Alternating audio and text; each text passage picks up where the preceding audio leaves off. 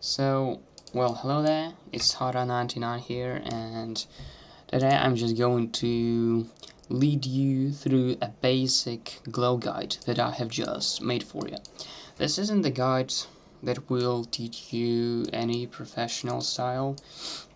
It's just, some basic tips and tricks that will teach you how to use glow a little bit more professional or something. Well, so first of all, this video won't contain any editing or montage since I really suck at it. So just without any interruption, let's start. So first of all, if you want to build something in my style, you just need to set the background and the ground as well to pitch black color. And this is the core, in my opinion, because all the details, all the glow stuff that I'm going to show you in here will just make the level really colorful, and I'm sure that pretty much all the people, or well, at least half of them, do not really understand that the basis of my levels is just a pitch black screen. So what should we begin with? First of all, I have to say that we will use some details both in the background and in the foreground. Well, what that means is that if you select some glow objects, you will have to put them either in the background 4 or in the top 3 or top 2 sometimes. Well, it depends, and I will explain the difference a bit later. So just imagine you're building a level and you're making a sheep corridor, for example, like this. All you have to do is to fill all this space with some glimpse, glow, light, or something like that, both in the background and in the foreground. And now I'm just going to show you some tips and some blocks and details that you can use and that are most common in such levels. So first of all, this is this glow detail that is mostly used in all my levels. You just take this little piece, you just scale it to 1.67 and multiply it. And what I actually recommend you to do is to set these things to blending, of course, to make it transparent, and set opacity to 0.15 or sometimes 10 or sometimes 20, it depends. And you're just going to take this one single piece and, holding shift, press left or right to multiply it and to set all these objects to different at some different distance to make such stream of light. And of course you just have to copy all these things and multiply them until the end of your level. And you can use different things. Actually, you can just open this glow tab and use pretty much everything from here. These spikes, these clouds, this, well, whatever this thing is, these things as well. So just take one specimen of this object, set its opacity really low, and multiply it by copying and pasting, setting different scale. You can even try to rotate it, but don't bother doing it too much. You just need to make one single piece of it. Just spend maybe 30 or 40 seconds making one single piece.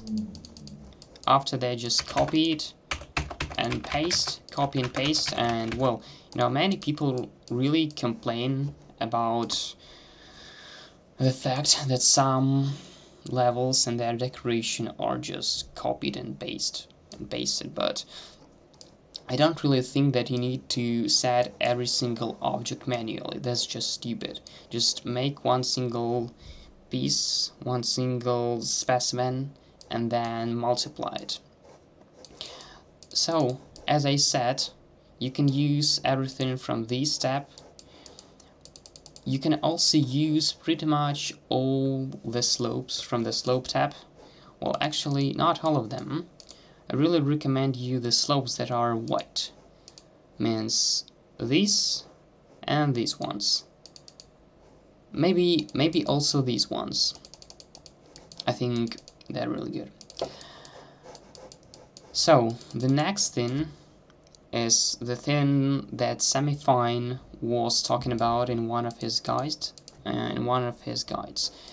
It's, you know, the glow once again. Also, I have to mention that you need a scale hack to do all this, to manipulate with the glow to make it more convenient and less laggy. So you just make a glow rod or something, set opacity to the numbers I've mentioned before, and increase its size by 4 or 5, I presume. Such things may be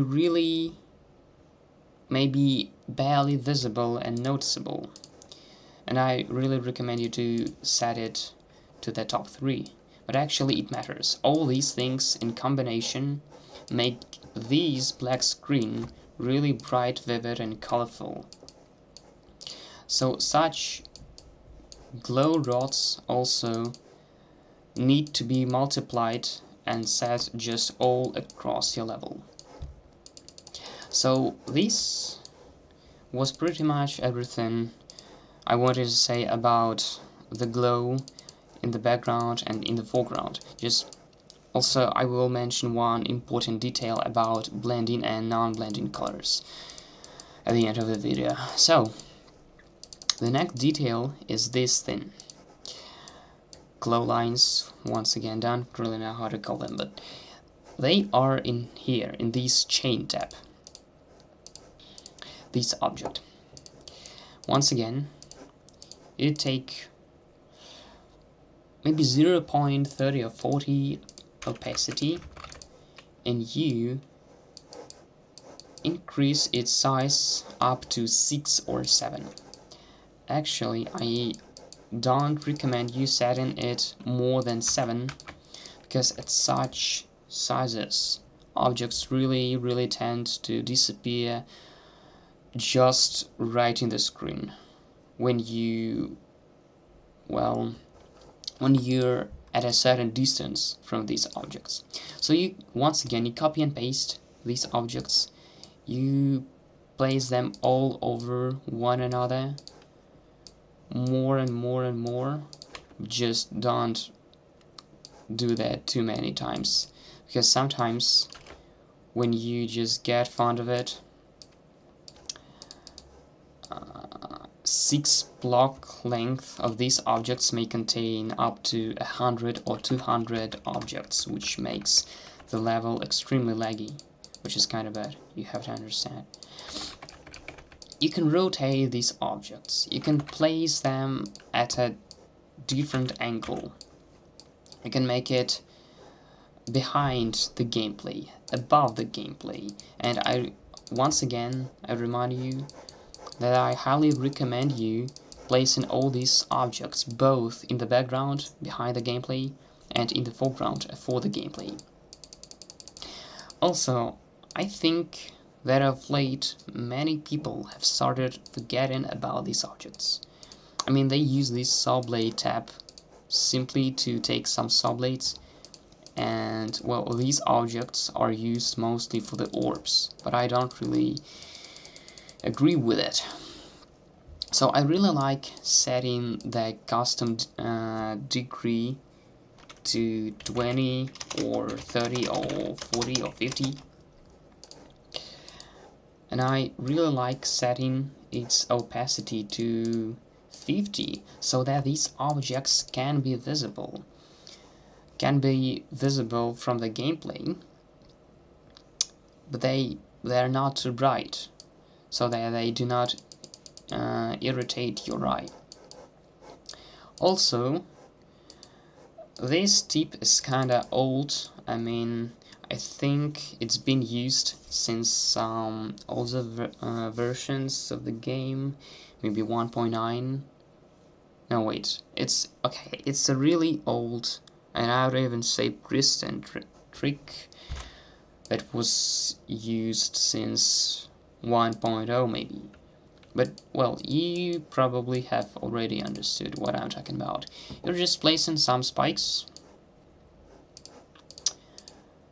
You open this tab with these clouds, with these glow spikes, with these things, I don't know.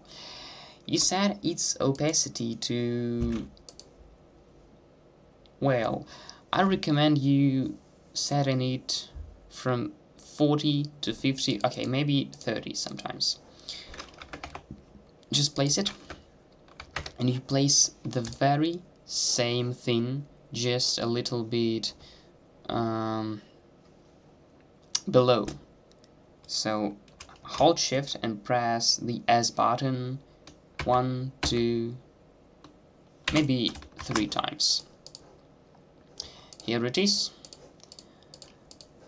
And you can place as many of these things as you want. Of course, the lower opacity is, the more objects you need.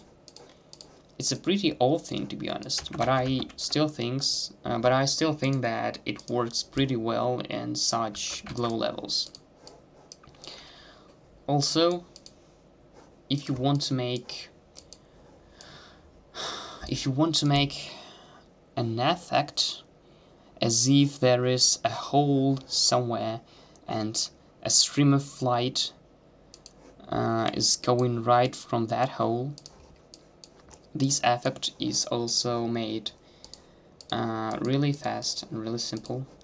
Open the glow tab once again, take this object, copy and paste it, double them, set the opacity in it, multiply it so that you get one single ray of light.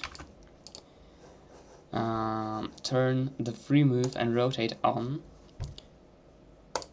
copy and paste, and then rotate it to the side you need only 1 unit, like that, and then move it to the right or to the left or whatever you need it.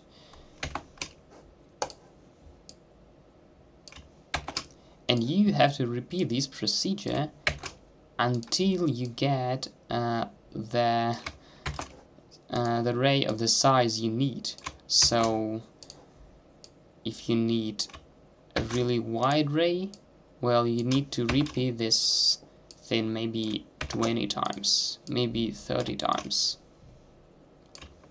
Also, as you may notice, this thing may take just a really great number of objects, just like there is 100 of them. So I don't really recommend you overusing this thing as I'm doing right now. Although if your computer is really good, if you can handle it, well, you can try to abuse this thing.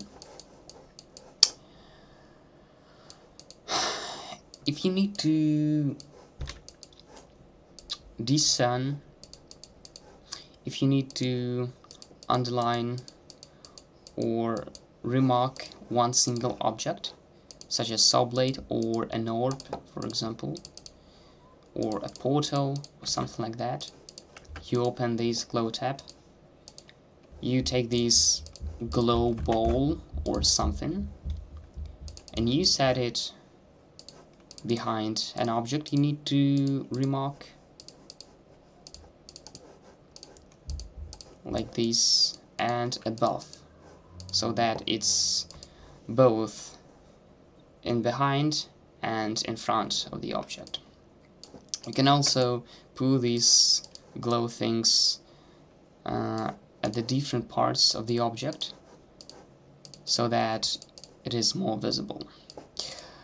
So one more thing I need to mention is that all these objects I've just shown to you is just specimen, but you can use some different objects. They're all in here, maybe even in blocks, maybe even in the slope tab. Well, it depends on your fantasy. Actually, you can use everything. Chains, these small white spikes, these squares, these vines, flowers. By the way, there is one tip that many people don't really know.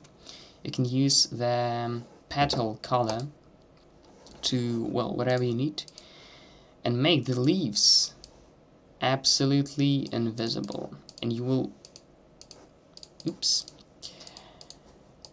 get just a petal, the flower itself, which is kind of cool. And you can multiply it and make a margin, a field of flowers without these stupid leaves that you don't really need sometimes. So you can use everything from this step. Many of these things just fit really well for the glow design, and well, you're free to use everything that you think fits the level. At the end, I want to show the result that you can get out of using all these tips and tricks. That's definitely not the best outcome. This small part was made in 3 minutes or something. And here comes the thing that I wanted you to know as well. As you can see, this color is pitch black, but it is not actually black in here, because this glow covers this, well, spiky rock or something, and it looks blue actually. It also looks blue because of this light in the top 3 layer, and so on and so forth. So you just have to keep in mind one thing. For example, there is a top 1 block with a non-blending color, black for example, but it also can be blue, white, red, any color that doesn't have this blending option. So you've got a non-blending color block, and you also have a glow thin or a glow block with the blending option on. They're both in the same layer. Do you know what happens? The non-blending blocks will ever cover these blending blocks, and the same thing stands true for the glow, for the deco, for the saw blades, for everything. So that if you set the glow to top 3, you will never be able to cover these top 3 spikes. Never. As you can see, they stay pitch black, no matter that this glow is set to top 3. So you can use different layers. So if you want to cover a top 1 gameplay, if you want to make top 1 black things glow, and if you want them to be covered with some glimpse, you just need to set these glimpse to top 2 in order to them to cover these black things. So as I said, this guide is pretty basic. It is meant to learn, to teach you the very basis of the glow use. This isn't the thing that is proper for the professional art in Geometry Dash, and I hope that this video was really useful for you. Yeah, so hope you enjoyed, hope it was helpful. Just see you later.